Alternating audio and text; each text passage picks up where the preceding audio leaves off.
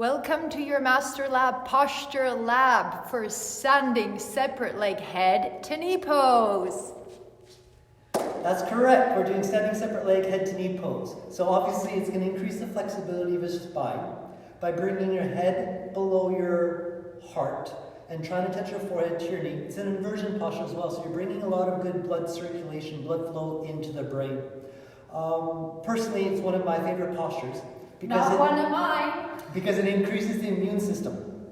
So years ago, before I started practicing yoga, I had cancer, Hodgkin's lymphoma. And this is the one posture my teacher said, really focus on this posture, it'll build up your immune system. And sure enough, it really helped me in my recovery by focusing on touching my forehead to your knee, because you're compressing your thyroid, and that's what builds your immune system, building up the white blood cell counts on the inside. By compressing your thyroid gland, also it's balancing out your metabolism. So if you need to lose weight or gain weight, it's going to happen naturally, automatically from the inside out. By doing that front side compression, it's also obviously compressing all the front side of your organs, as well as extending the extending the kidneys on the back side. So that's going to take maintaining proper function of your pancreas, your stomach, your liver, as well as your intestines. So obviously it's going to be good for your digestive system, your endocrine systems, and as well as balancing body chemistry. So those are the huge medical benefits for this posture. Out of all the postures, we sometimes, yes or no, but I like to say this is the most medical beneficial posture, giving you the most therapy by learning to struggle, learning to feel that discomfort, so you maximize the medical benefits. So moving on, let's talk about key techniques, all right?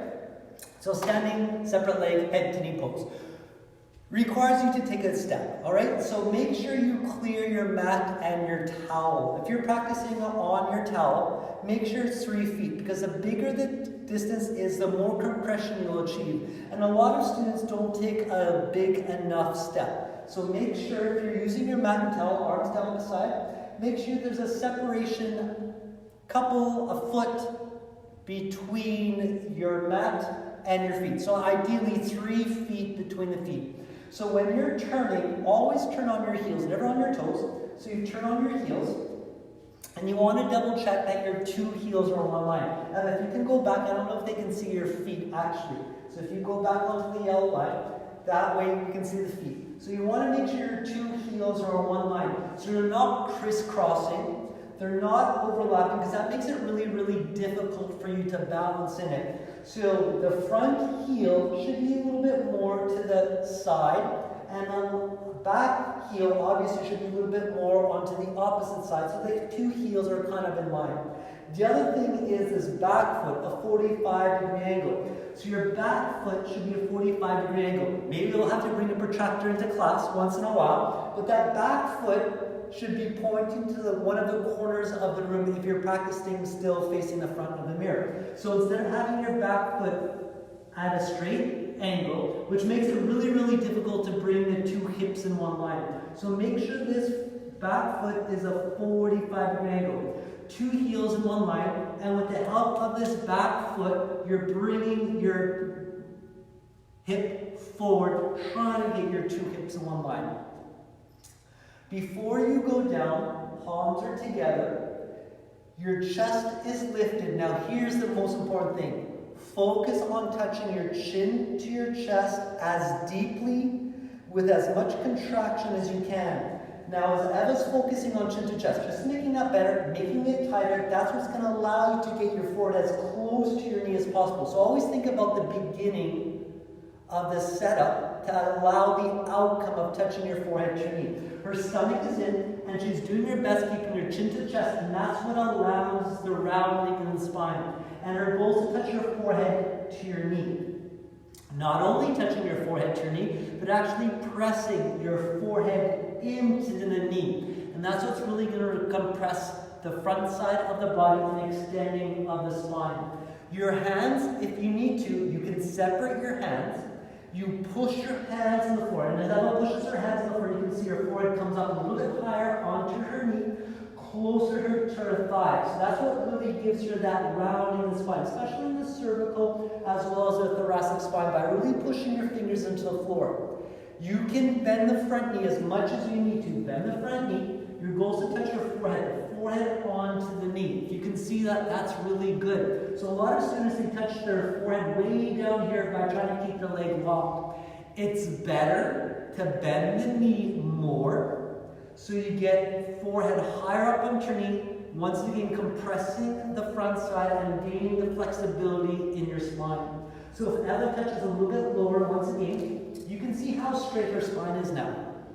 You're not getting all that benefits compression or in the flexibility of the spine. But the more she bends her knee, and now she pushes her hands in the floor, now you can see more rounding in the spine, and of course more compression in the abdomen. You push your back heel into the floor. Back leg must be locked. Front knee does not need to be locked. Elbows locked, pushing your wrist into the floor, and that's what, once again, it really allows you to get that opening in your spine. And before she comes out, you come out with chin to chest, use your abs, come up slower. Whenever you do a frontward bending posture, front side compression, you want to come up slower than you did on the way in. This is really going to work your core muscles. At the very top, let go of your chin to your chest. When I said that this is one of my favorite postures, it wasn't because I don't want the medical benefits. It's because I find this one really hard to do. Because you have to use a lot of leg strength, especially if you want to hold the balance with your palms together using inner thigh strength. So I actually really love and hate this posture at the same time. The medical benefits are there, and sometimes this is near the end of the standing series. So we just want to do whatever in this posture. But of course, like we tell you all the time, you have to give it all of your effort, be in the moment so you gain all of those awesome benefits and you build strength still right till the very end of the standing series. One of the trick questions I like asking students in this posture is, what is their name? So if you do this posture correctly, and if you're in it, tucking your chin to your chest, tucking your chin to your chest, it's very difficult to speak in this posture now. What is your name? And he's going with a full voice. Your throat is choked completely. So it's hard for you to be able to use your throat, but you're still able to breathe. Compression front side, incredible benefits. So this posture, if you're struggling, if you find that you're losing the balance, always think more about pushing your feet into the floor, especially depending which foot is front. Your front foot, try to push your big toe down more. With your back foot, try to push your heel into the floor more. The more awareness you have by pushing your feet into the floor and sucking your stomach in, that'll help you go into the posture slower, and it'll help you come out of the posture and transition better. Never neglect your feet. Your feet are very, very powerful. The more awareness, the more you can feel your feet pushing into the floor, the more balance you'll achieve, and then in the end result, more medical benefits you'll get from doing it the right way. I think we should quickly demonstrate how you could see the difference with the stomach in and the stomach out. And I'm happy to show the demonstration both ways, although one is going to be less flattering, obviously, than the other. So if you take a step back, we're going to do it the other way. If you let your belly hang and you go into this posture, there's not a lot of stability, and the stomach is going to hang down, and there's not strength. So you're not compressing anything in the body. Anything else you want to point out there? So when no, that's about it. So when you're doing it with stomach in, once in a while, you'll feel a cramp right underneath the diaphragm. And a lot of students come out of that posture because they don't think they're doing it correctly. Actually, when you feel that cramp, you're doing it correctly. Just like you're feeling that cramp in standing forehead to knee posture, feeling that cramp in your leg. Whenever you're feeling a cramp, that's good. You've actually achieved the maximum compression you can for today. Stomach in, stomach in, stomach in. You feel a cramp. You're doing everything you can. Once again, you're focusing on your breathing. In this posture, focus more on the exhale. You know what will happen automatically, so you're slowly exhaling.